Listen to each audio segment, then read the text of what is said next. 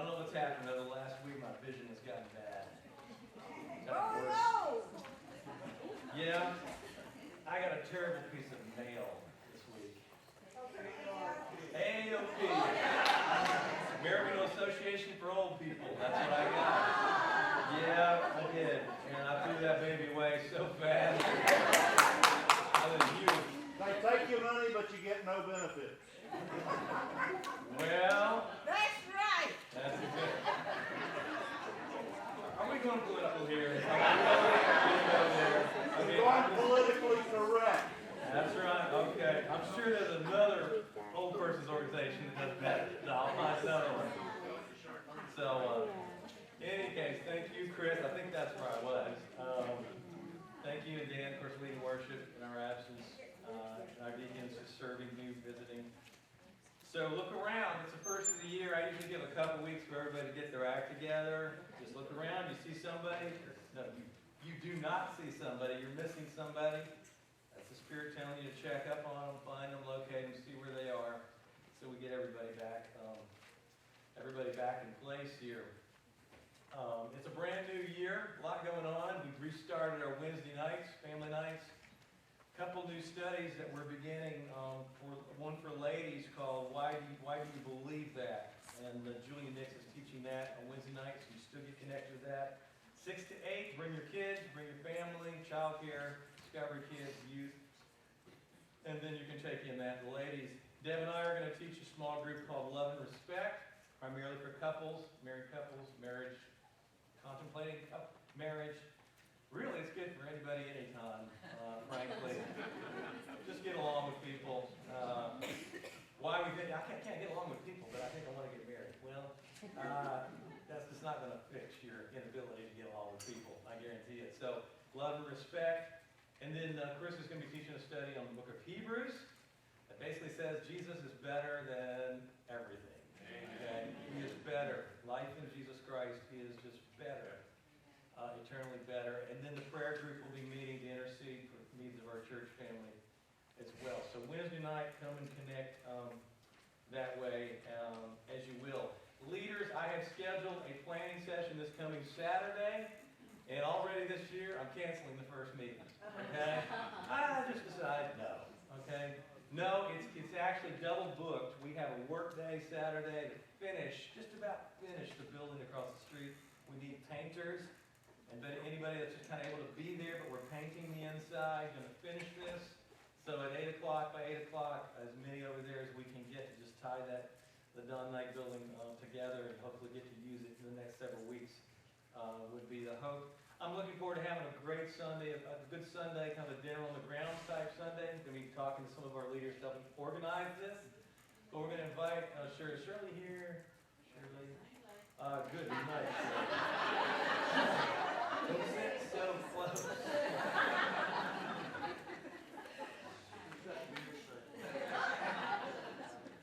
I don't know what to say. I went this week. This is how bad it is. I went this week on my birthday. I went to the chiropractor. Yeah, that's what you do on your birthday. You go to the chiropractor. That's how hard we were. And I was kind of down. I really did go kind of a little bit of a down. I was like, man, half my life. So I decided to go to the chiropractor because I've had this sciatic nerve problem for several weeks now that I just can't get rid of.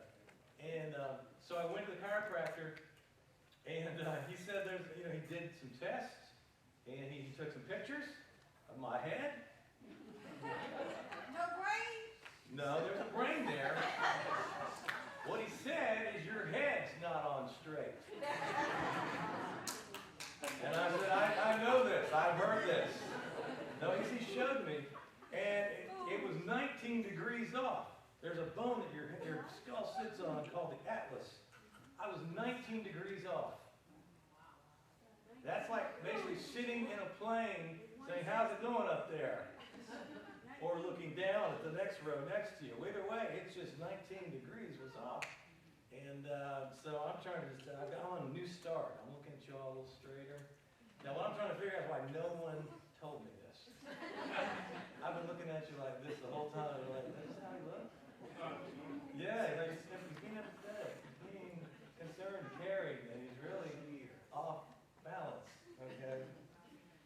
anyway, I start off with that. We'll get to some serious stuff here soon. Very thankful for the year ahead. We are excited about what we see the Lord doing, particularly getting that building finished, launching some new small group studies and some ministry ahead. Ladies are beginning to meet concerning the spring luncheon that's coming up here later in the spring. So we have a lot to look forward to, and I trust really that you'll think and consider, if you're not part of a small group, you'll get connected with other believers in a small group, either Sunday morning or Wednesday night.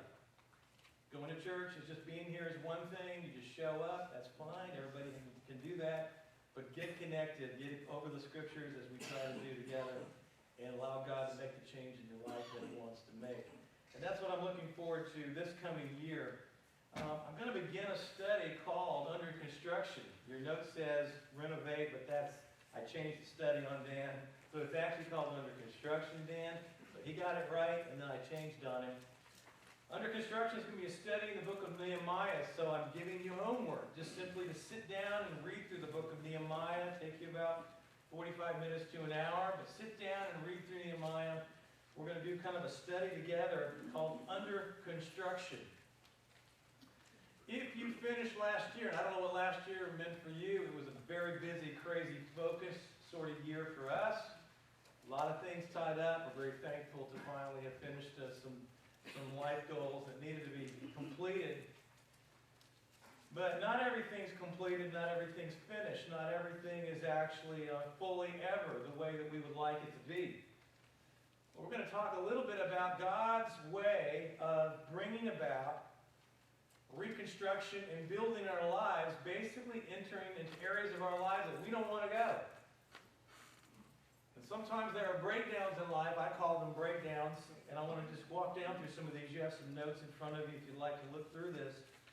Some life breakdowns that tend to shake us. They shake our faith, and they are moments in which we can either go closer to God or we can actually move away from Him. And I'm going to list some of these, and some of these you're going to relate to. Some of these I may not get exactly. But these tend to be areas that you don't want to go close to. You do not want to look closer at. You're avoiding them. You know there's pain behind that door. And you just say, I don't want to go there. I don't want to go back there. And I'm just daring and basically feeling led the Lord to just kind of take us back there.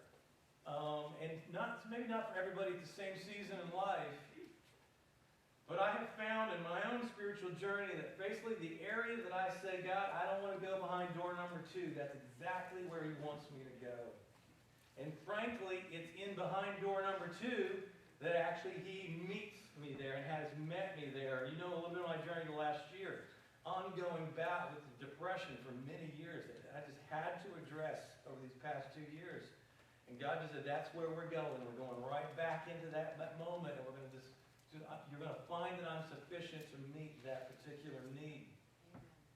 And some of the letdowns, some of the breakdowns that happen in life may be irrelevant to you, they may not be. They can sound like this. You're being let go today. It can be a vocational or work breakdown. It could be you're hearing pay what you owe or else.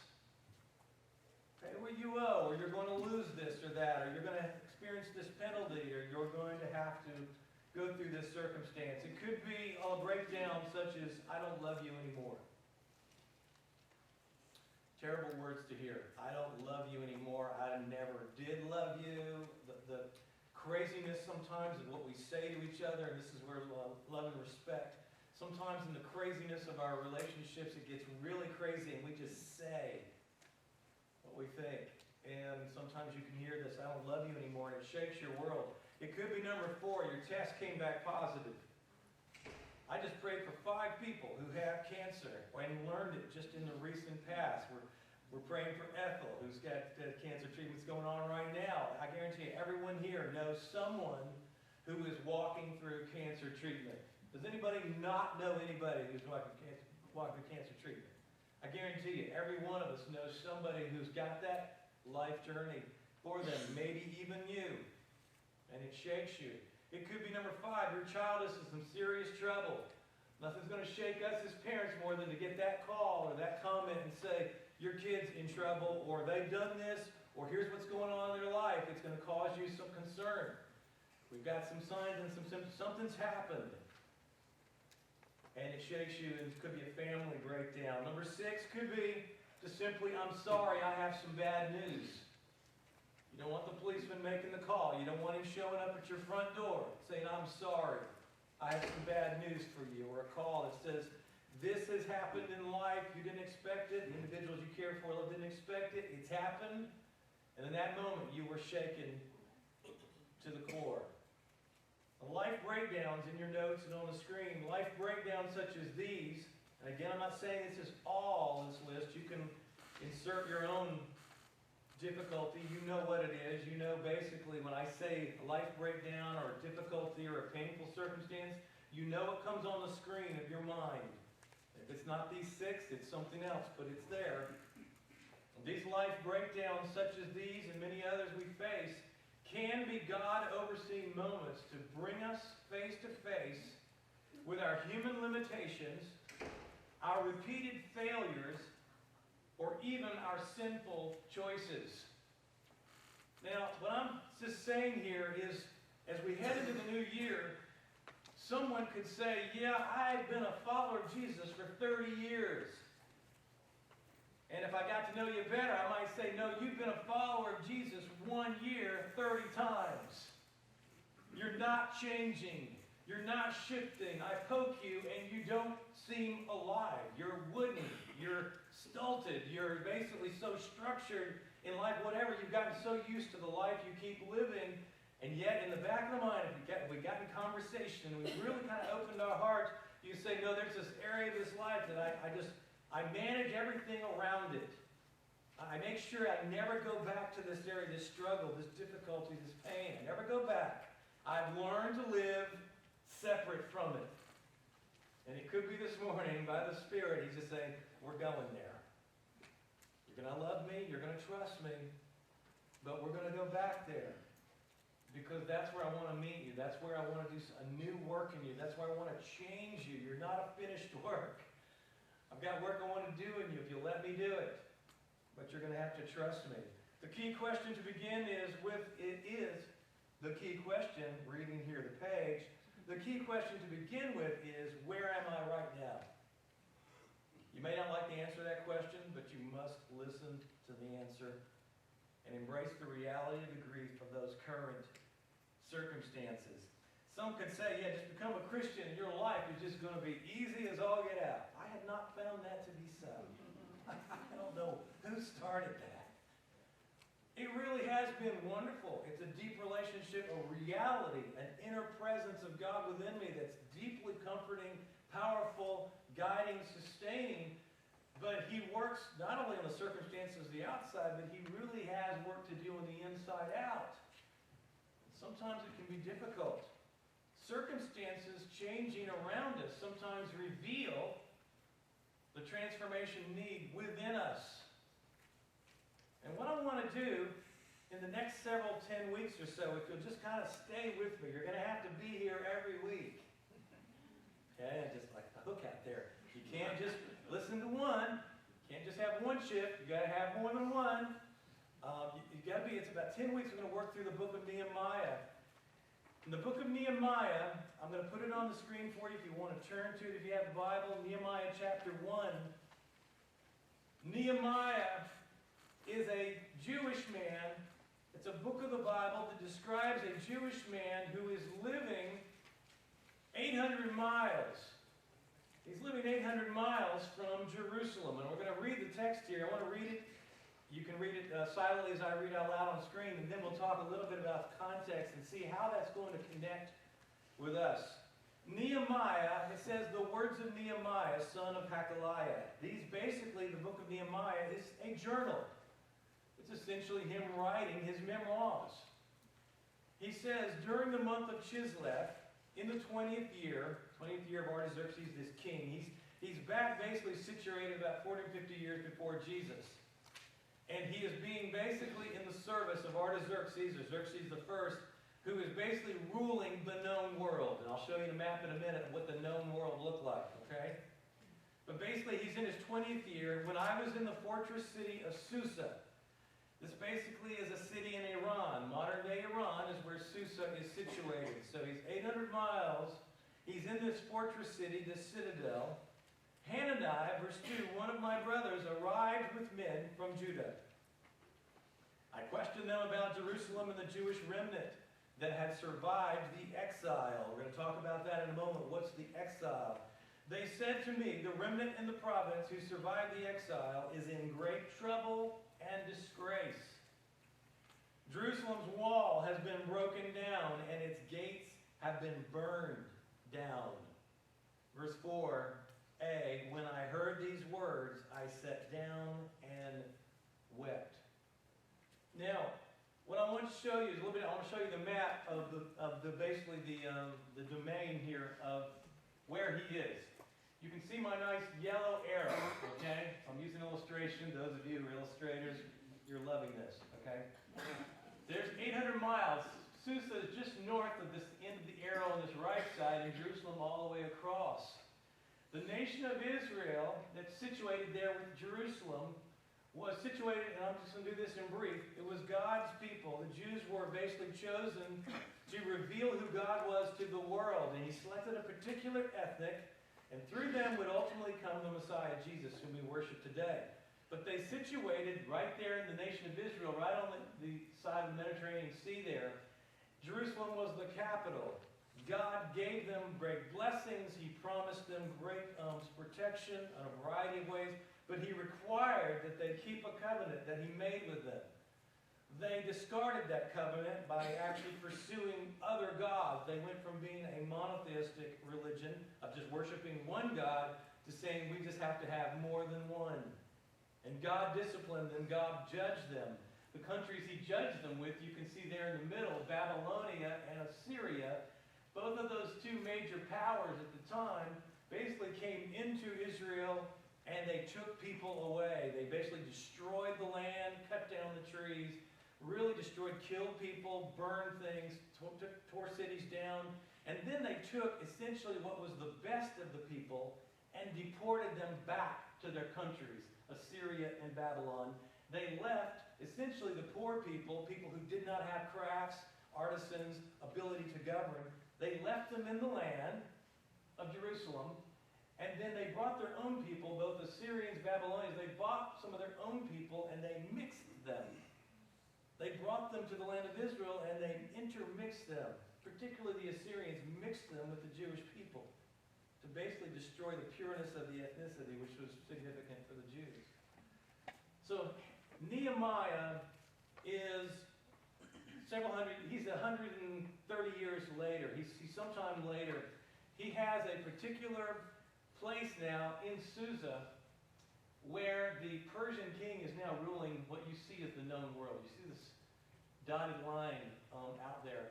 That's, you see all the way to India, up all into North Asia, all the way down into Egypt, on into Europe. It's an amazing time in which this particular time of Nehemiah's serving this king is the most powerful entity of the world. During and prior to this king's rule and reign in Nehemiah, on two occasions, two groups of Jews had been allowed to return to Jerusalem.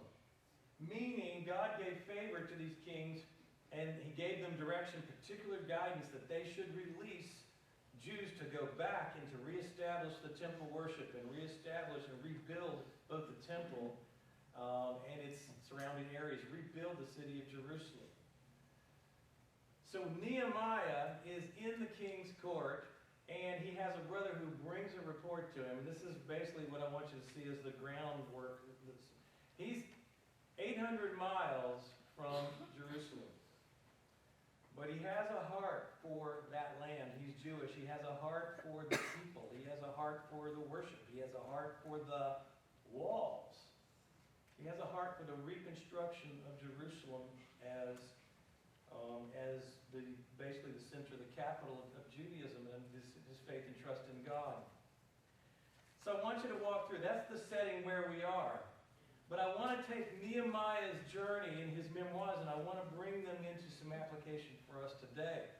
And what I want you to see is basically 3 points. The first one is this: asking for the truth is a profound indicator that we really do care about the condition of people, places, and or objects. The scripture says that Hananiah, one of his brothers, arrived, and Nehemiah questioned him about Jerusalem and the Jewish remnant that had survived the exile. He inquired, he says, I want to know the truth about the circumstances. I want to know what things are like on the ground. Don't lie to me. Don't paint a picture that's better than it is. Tell me exactly what it looks like in the city of Jerusalem. So asking for the truth is a profound indicator. If we're going to experience reconstruction in God's way in our life, we're going to have to be willing to ask the questions that actually give us the truth. And that age-old statement, can you handle the truth? The reason we don't want to go back to that door number 2 is because we know the truth of it. It is painful. It is something that basically happened out of our control or may have been in our control. It's somewhere we don't want to go back. But the example here is, do you want to know the truth? Will you see things clearly? And of course, what's the option? It is denial. It's just simply, I'll just tuck it away, I'll just put it back, shove it down in my heart, I'll put it back in my memory, I'll put it up in the closet somewhere of my soul, and I'll just live without it. And God's saying, no, I want you to surface that. I want you to be honest before me about that. We honor God when we seek the truth about ourselves and are in agreement with God that our lives and circumstances truly matter. I had to understand this. When we actually seek the truth about ourselves, God is a God of truth. He doesn't lie to himself. He doesn't delude himself. He doesn't fake himself out. He doesn't only believe what he likes and what he doesn't. God's a very relational, emotional, rational being. But he sees all. Can you imagine the ability to see all? The good, the bad, the ugly, all the time and still be sane? That's God. He can do this. But when we acknowledge the truth of what is, we honor him. Even if we don't like what the truth of the circumstances look like. And it takes courage. That's secondly, basically the scripture says there, he had to ask them in questions. And look at what they said. They said to me, the remnant in the province who survived the exile are in great trouble and disgrace. That's bad enough, but it's going to get worse. Jerusalem's wall has been broken down and its gates have been burned down. Your translation maybe said burned down with fire. In other words, the people who have been brought back to actually rebuild Jerusalem are not being allowed to function freely. We're going to find out why in the future. They've got opposition. But furthermore, the gates that actually, some of the construction that's actually been tried to be attempted has been halted. And in fact, the gates are down. We don't understand how significant gates are. Now, if you're in a gated community, you're getting there. I want a gated community. Why? Because I like knowing who's in the gate. I like separating myself a little bit. I like knowing who's the security. I like knowing there's a gate at the front. And I like knowing that people just can't cross boundaries freely. I like knowing who's in the development. I like know who's there. And you think that on just a global type way of functioning in which you're in a culture there where you have to have walls. Cities have to have walls, otherwise you have no protection. This was not a peaceful land. The Middle East has never been peaceful. Will never be peaceful until Jesus Christ comes. It has always needed cities with walls because you didn't know how the tide was going to turn and who was going to decide to just conquer the world. And basically what he's saying here is the people are in trouble. They are being essentially flayed. They are being harassed. And they are in disgrace. They are being shamed. So the people are being harassed. They're being shamed. They're not able to actually carry out and do what they were originally allowed to do. And furthermore, Jerusalem's walls are down. They have no protections. They have no identity at this point. They have no ability to re-erect. And in those walls, there would be living places. They have no ability to inhabit this particular center city. And the gates have been burned down. The gates represent authority. The gates represent security. The gates represented commerce. The gates represented actually the legal function of the city. So essentially he's saying the gates are down. There's really no legal authority operating to protect them. The walls are down. We don't have any protections. We're not able to engage in commerce because we're being stolen from. Nehemiah goes and stop. I've got too much. But he didn't. He said, tell me, I want to know the truth. And how do we know that he actually took on the truth? How do we know that he actually heard what was being said? The scripture says, when I heard these words, I sat down and I wept. Now, that to me is ever more deeply profound. Because we are becoming a numb society. I can take in on a given day the most destructive loss of life news around the world or locally. We can take it and hear it and then click it off and say, let's go have a burger. You're numb. We're numb. We're just so much coming to us. It's great to have devices and technology. We now can know who got murdered in the most distant part of the world. And it's just the news just constantly. And of course I would say there's an agenda. We are being numbed. We're being made to be unfeeling. We're being made to be disconnected. And sometimes, frankly, disconnected to our own souls.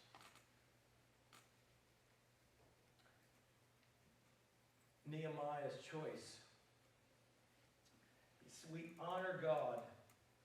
We honor God with our acknowledgement of genuine suffering, and we demonstrate our trust in Him by making the personal choices to allow the appropriate feelings of sorrow to flow. We cry. You say, John, I'm not a crier. Well, crying is God designed. You have tear ducts for a reason. Okay? I grew up hearing big boys don't cry. Well, big boys get angry.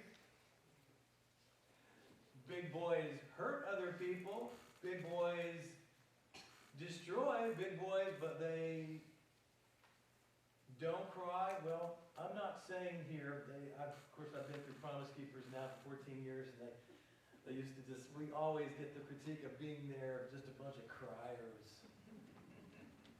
And I've been there and done that. What crying is, it means something accessed your pain.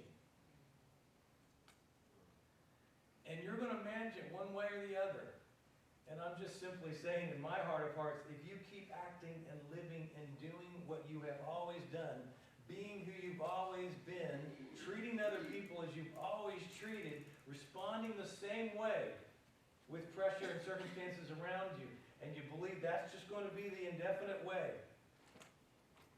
The good news is, you don't have to be that way.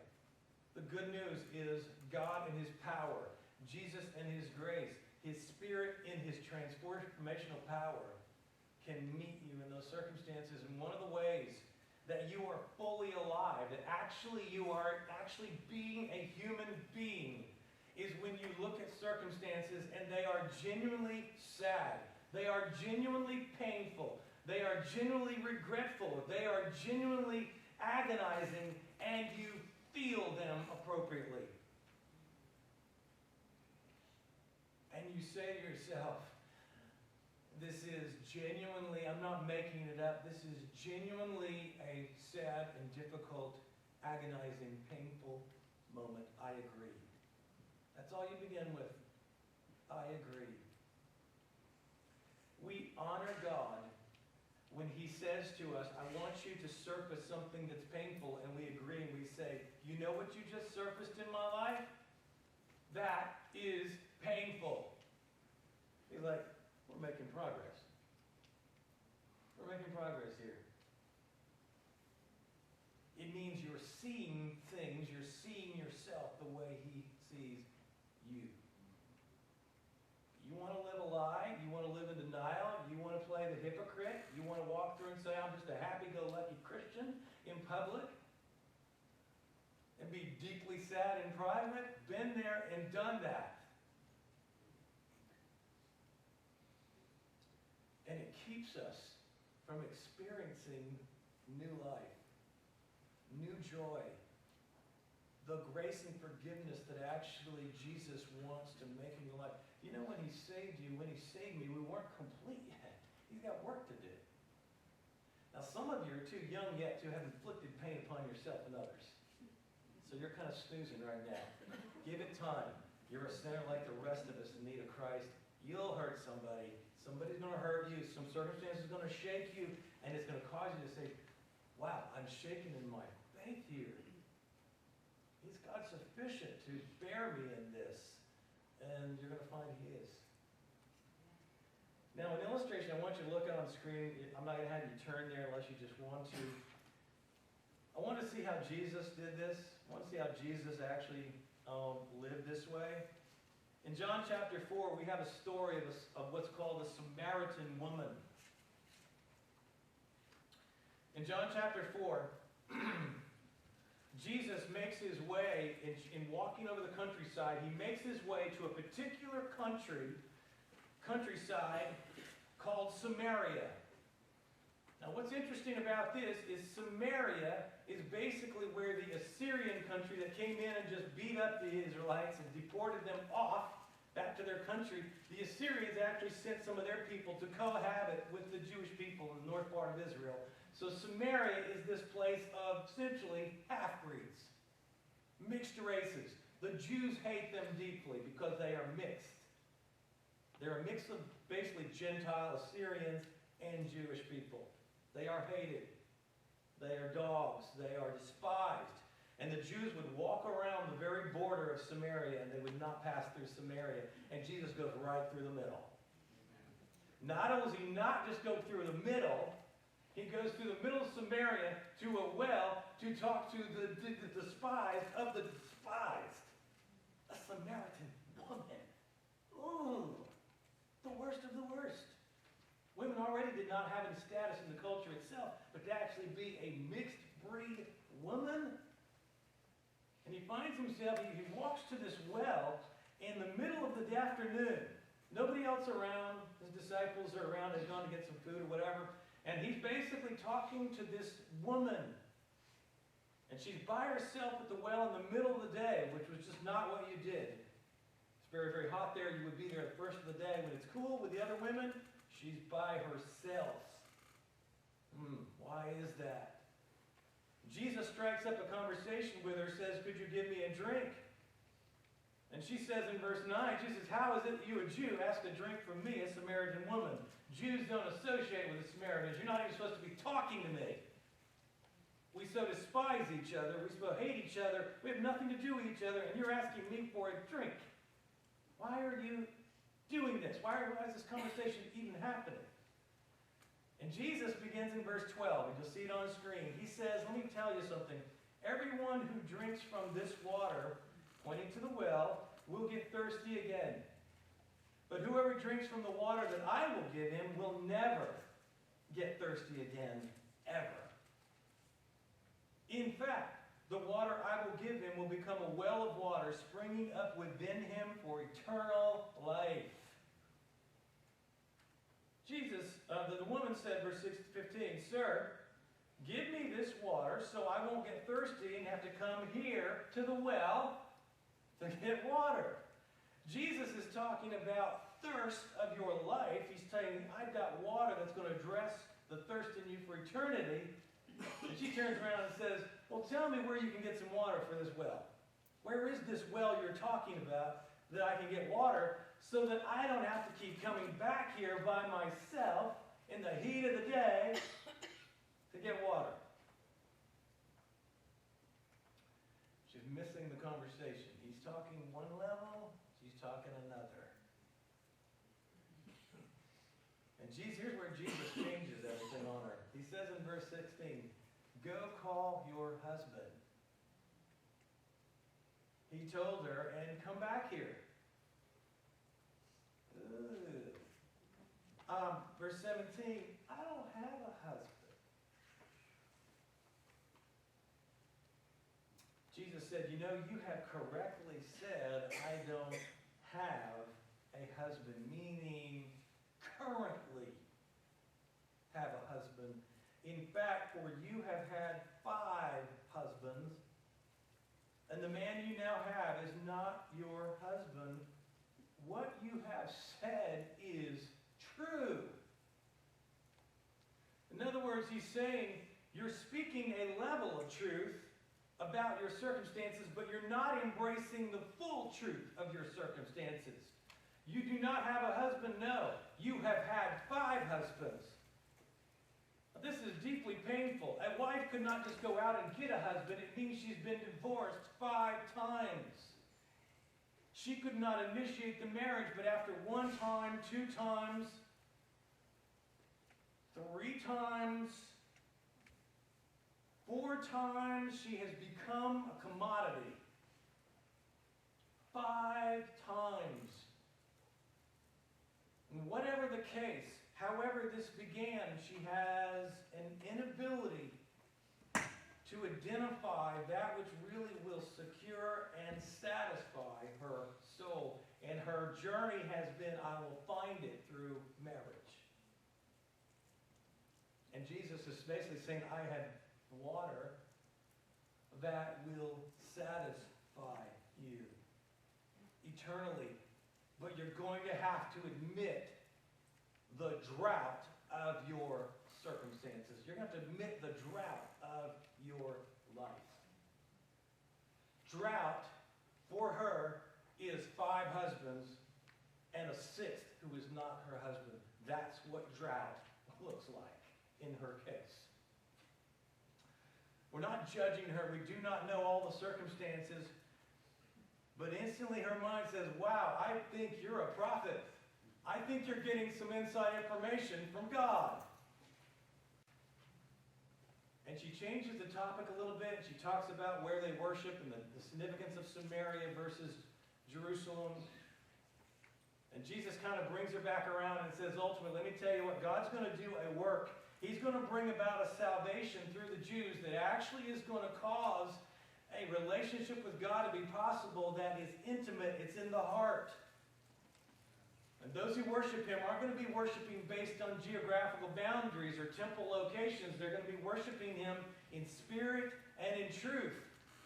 So we understand the well He's talking about, the water He's talking about, is the Holy Spirit is going to actually take up residence in you and satisfy you beyond your efforts to satisfy yourself through relationships.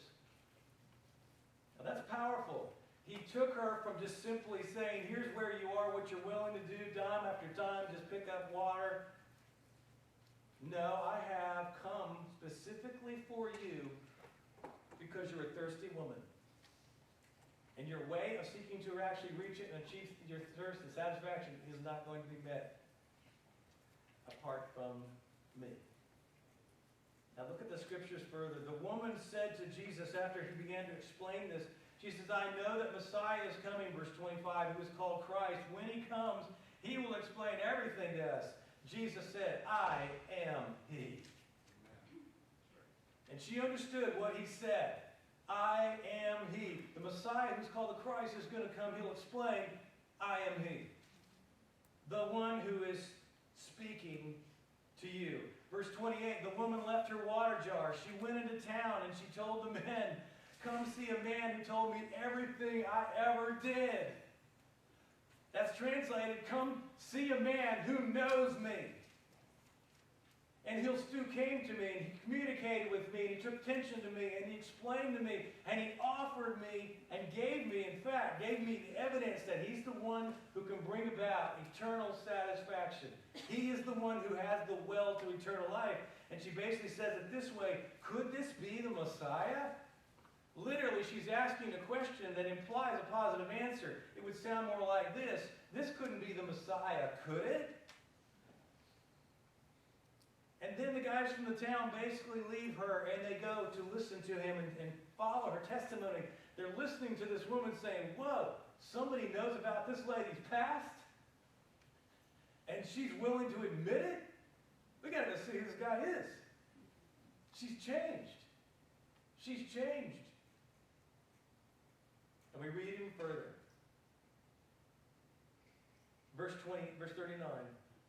Now many Samaritans from that town believed in him because of what the woman said.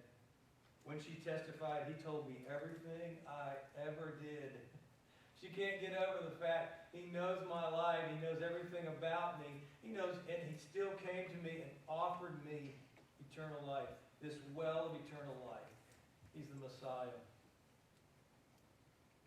Verse 41 says, many more believed because of what he said.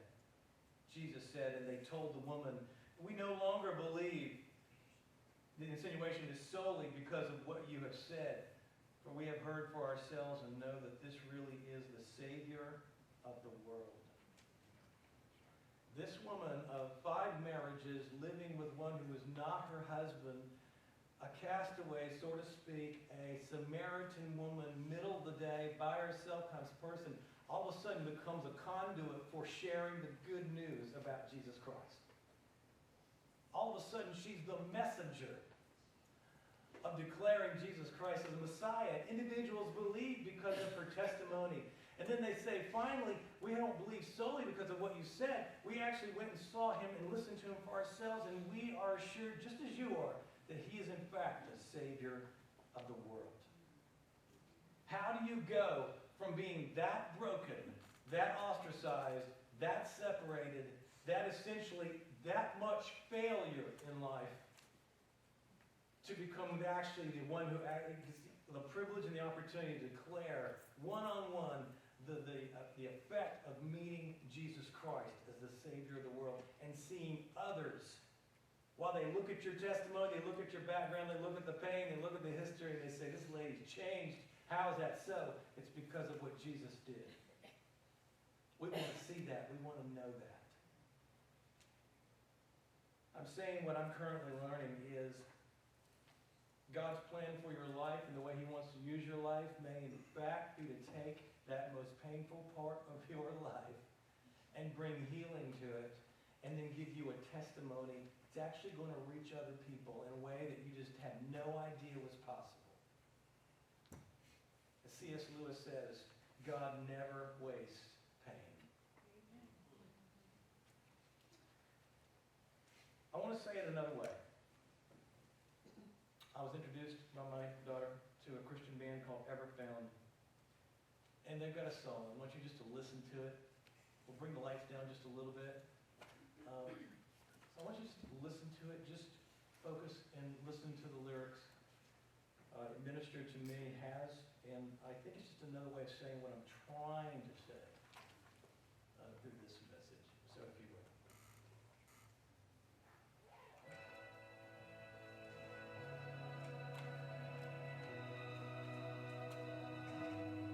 Go ahead and bring it up just a little bit.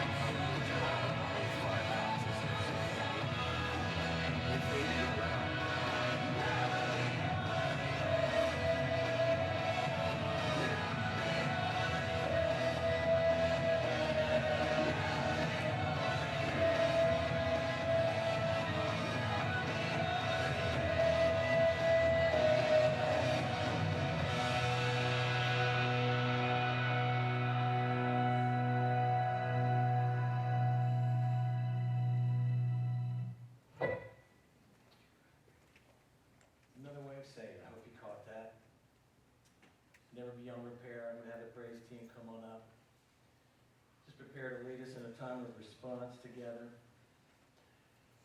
It is a message to me in a series of messages. One message isn't going to do it. One talk, one time in Scripture isn't going to do it by itself. But I believe if you'll allow Jesus to take seriously your need, this year could be dramatically different. Maybe it was good, maybe it was be the better year ahead. But I trust in our understanding as followers of Jesus Christ that we will not avoid the areas of our life that are needy, because that may in fact be the way God wants you to use you in ministry. Don't want to go there, but there's freedom and there's grace that can bring you through.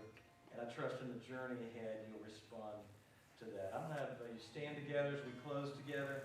Chris and I will be standing at the front just simply to be available to pray with you, whatever the Lord's touching you on. If you want to use this altar as a place just to respond and just say, Jesus, I'm going public with you about the reality of my circumstances. I feel them.